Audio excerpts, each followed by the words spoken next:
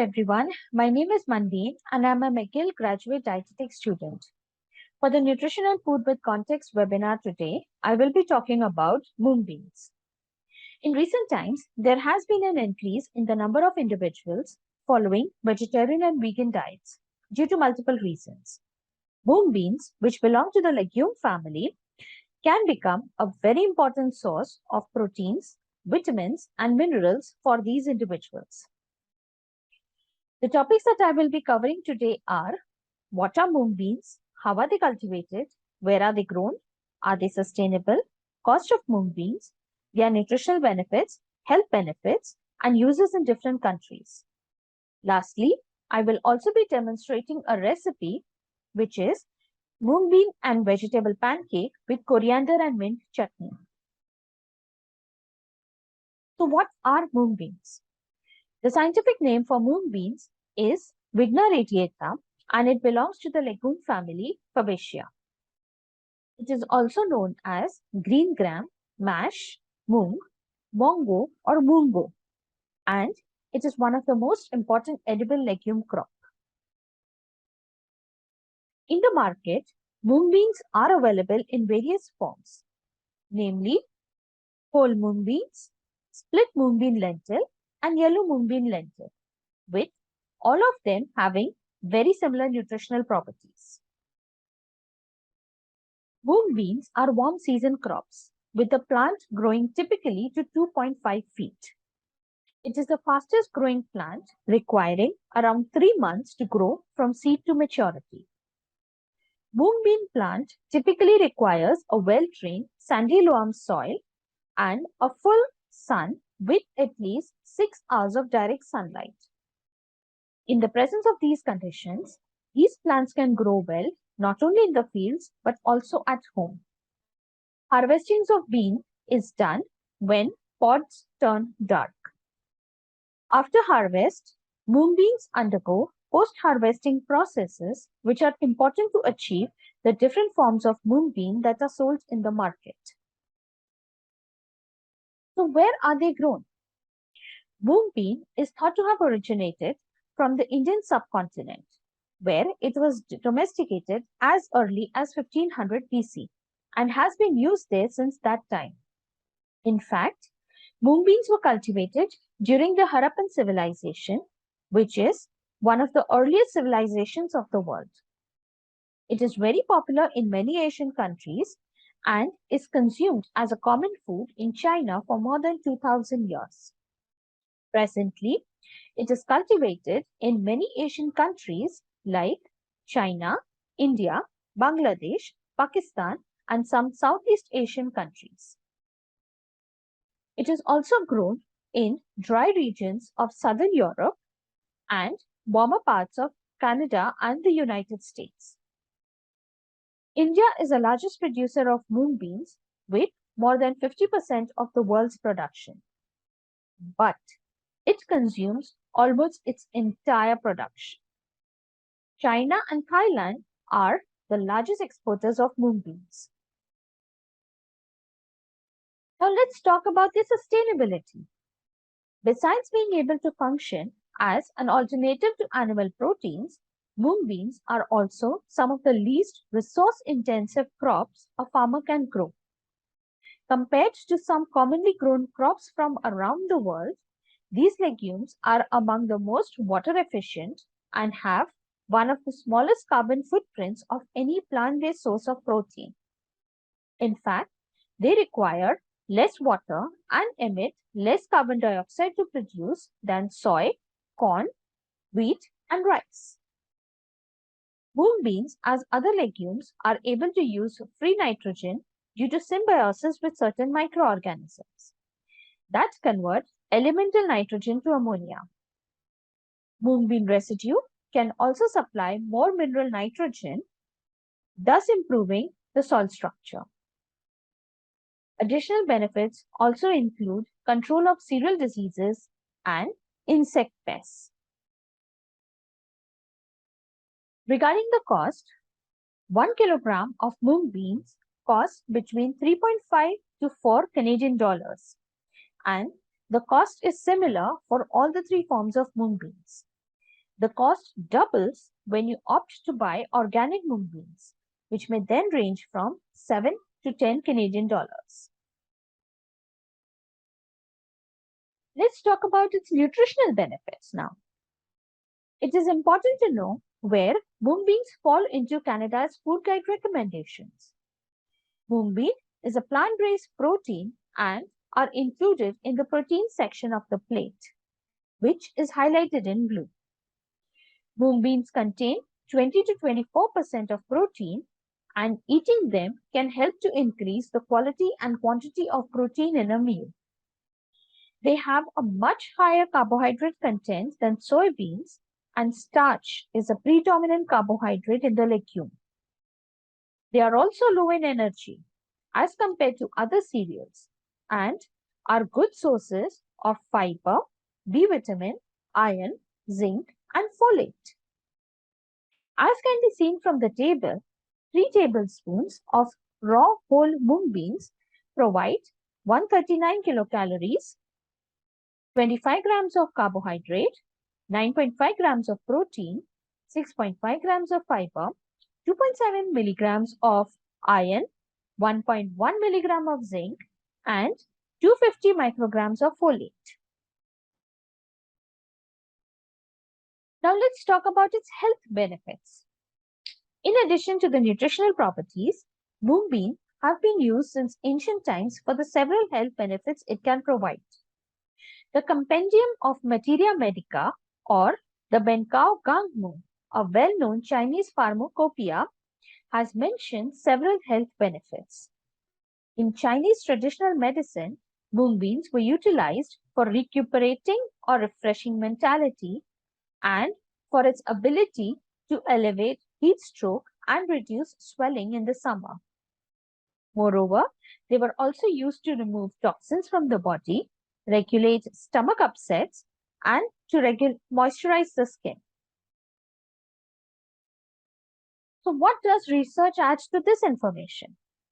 Besides the health benefits that I mentioned before, studies done on various animals and humans have shown that eating mung beans have many additional benefits.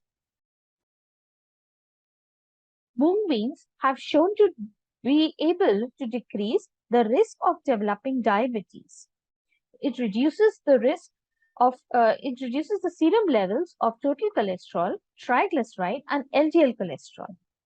It decreases blood pressure, decreases the growth of cancer cells, increases the growth of beneficial bacteria in the gut, decreases both alcoholic and non-alcoholic oxidative stress, decreases the production of skin pigments called melanin in many skin diseases, and decreases inflammation. It also attenuates obesity by decreasing the size of the fat cell. Additionally, it also helps to decrease body weight and body fat. In the liver, it decreases fat accumulation and inflammation and prevents the onset and progression of non-alcoholic fatty liver disease.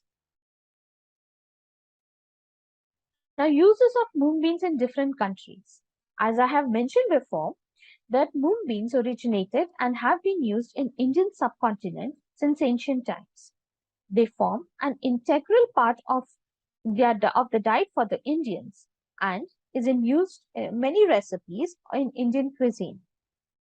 They can be used to make bread, cookies, dal, snacks, dosa, fritters, soup, and a special dessert called moong dal halwa. Whereas in Indian cuisine, mung bean is used to make multiple savory dishes, in Chinese cuisine, it is used to make many sweet dishes like popsicle, jelly, and ice cream. Additionally, it is also used to make a dessert called sang shui, which literally translates as sugar water and can be served either warm or chilled. Moreover, mung beans are also used to make soup, noodle, and is often cooked with rice to make congee. A very common use of mung beans in Indian and Chinese cuisine that needs special mention is that as a mung bean sprout. It is obtained from germinating mung beans. They are crispier and have a slightly nutty taste and a higher water content. Mung bean sprouts are also simply known as bean sprouts and are good for cooking as well as can be eaten raw. They can be used in salad, stir fry, as filling in dumplings or other dishes, as a side dish, and even as a main course. Besides India and China, mung beans are also commonly used in many other countries. In Philippines, mung beans are used with prawn or fish to make a savory stew. It is traditionally served on Fridays of Lent when the majority of Catholic Filipinos abstain from meat. Mung bean paste is also a common filling of pastries known as hopia in Indonesia and Philippines, and also used to make Chinese and Vietnamese mooncakes. In Indonesia, it is also used to make porridge. In South China and Vietnam, mung bean paste may be mixed with sugar, fat, and fruits or spices to make pastries. In Korea, skinned mung beans are soaked and ground with some water to make a thick batter. This is used as a basis for the Korean pancake. A staple diet in some parts of the Middle East is mung bean and rice. Both are cooked together in a pilaf-like rice dish called mashwaruz, which means mung beans and rice. In Nepal, it is used to make kwati, which is a healthy mixed bean sprout stew. So let's try a recipe. The recipe that I will be demonstrating today is mung bean and vegetable pancake with coriander and mint chutney. Let's see what are the ingredients required to make this recipe. The ingredients to make the pancakes are 1 cup of whole mung beans, 1 cup chopped spinach, 1 small grated carrot, 1 green onion which is chopped, 2 teaspoons grated ginger, 2 teaspoons cumin seed, 1 teaspoon red chili powder, 1 teaspoon salt, 1 cup of water. Additionally, you would also require 1/4 cup of oil to make the pancakes. Let's make the pancakes.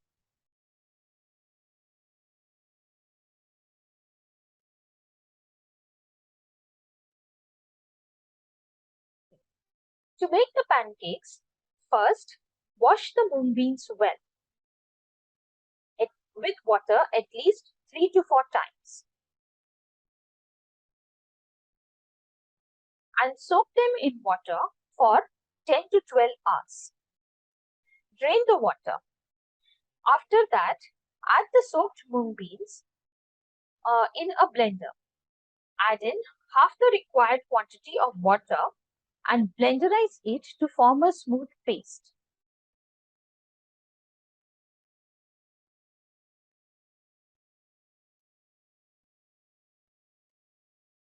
Water should be added in small quantities to make the batter into the consistency that you require. In case you forget to soak the mung beans overnight, you can also use split mung bean lentils or yellow mung bean lentils, as they require less time for soaking, maybe around 3 to 4 hours. Once the batter becomes smooth, remove the batter in a steel bowl.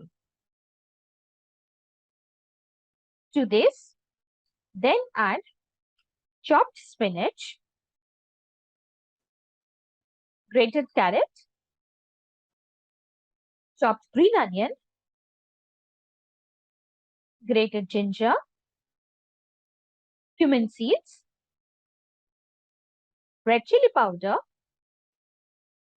and salt.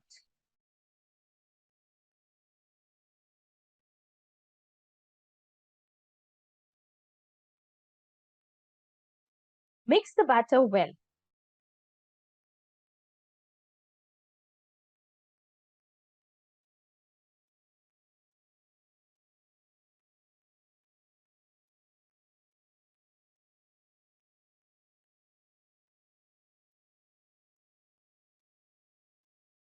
You can even add little water if you feel that the batter is too thick. The batter should have a flowing consistency.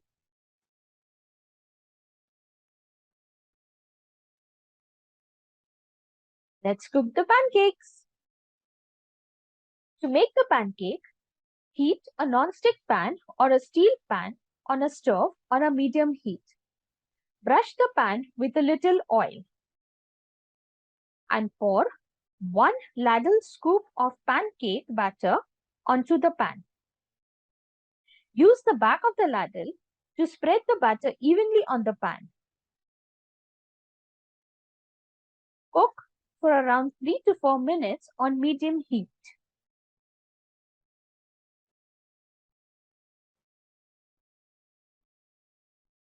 Flip the pancake and cook on the other side for another 2 to 3 minutes till you get the golden brown color on both sides.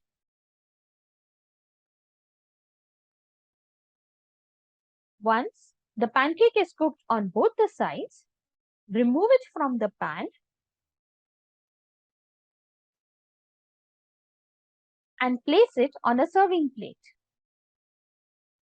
Now let us make the coriander and mint chutney. The ingredients that you will need to make the coriander and mint chutney are 1 cup of fresh coriander leaves, 4 garlic cloves, 2 green chilies, 2 tablespoons of peanuts, 1 small onion, which can be either chopped or sliced, 2 teaspoons of lime juice or the juice of half lime, and 2 teaspoons of dried mint leaf. Additionally, you would also require 1/4 cup of water and half teaspoon salt. Let's make the chutney.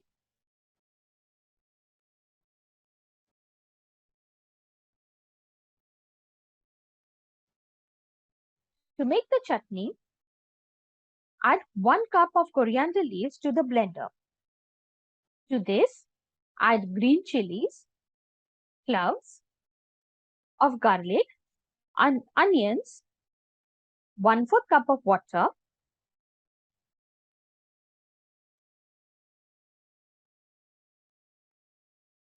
2 teaspoons dried mint leaves,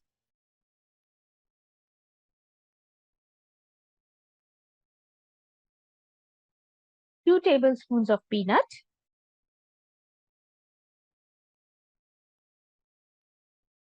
juice of half lime or 2 teaspoons of lime juice, and half a teaspoon of salt.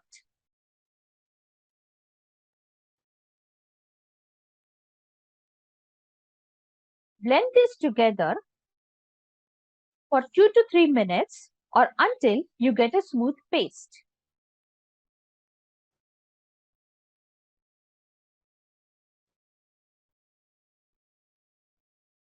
Remove the chutney in a resealable bowl and your chutney is ready for use.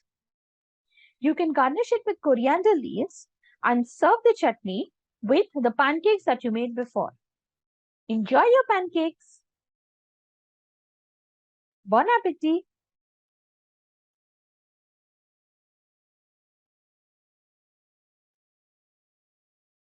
Now this is a very easy to make recipe and yields around 6 portions of pancakes. It can be eaten in the morning for breakfast or as a snack in the evening. You can also add more vegetables or chicken or fish to the pancake and have it as a roll for your lunch or dinner. One pancake will provide you around 170 kilocalories. This recipe can be considered a good source of proteins, iron, and fiber. The cost of one pancake is 35 cents and the cost of 2 tablespoons of coriander and mint chutney comes to around 25 cents. So the total cost of the whole recipe comes to around 60 cents, which is very budget friendly. Now, moong beans are also known by many other names. like green gram, golden gram, lutou, lukdou, moyashi mame, orud, and chopped soybeans. In the United States, growing mung beans are also called chicksaw peas. So when you go next to a restaurant or order a meal from Indian or a Chinese restaurant, try to identify and find mung beans in the menu by the names that I have mentioned here or previously during my presentation. You can also look up various recipes that I have mentioned and try it at home. I am sure you're going to enjoy it. Thank you so much for watching this webinar, and I hope you have gained some information about mung beans, their multiple benefits, and the many ways it can be used in your diet.